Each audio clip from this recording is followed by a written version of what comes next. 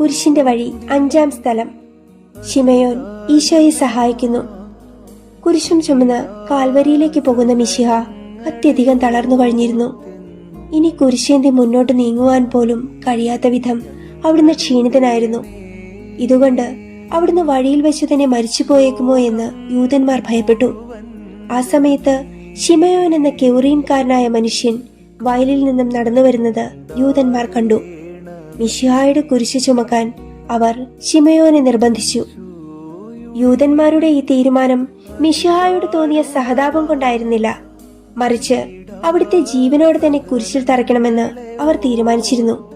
ശിമയോൻ നിർബന്ധത്തിന് വഴങ്ങിയാണ് മിശിഹായുടെ കുരിശ് ചുമന്നതെങ്കിലും പിന്നീട് അത് അദ്ദേഹത്തിന്റെ ജീവിതത്തിലെ ഒരു വലിയ അനുഗ്രഹമായി മാറി. കുരിശുയാത്രയിൽ ശിമയോന്റെ സേവനം അതിമഹത്തായ കാര്യമായി കണ്ട് അദ്ദേഹത്തെ ഓർക്കുന്നു.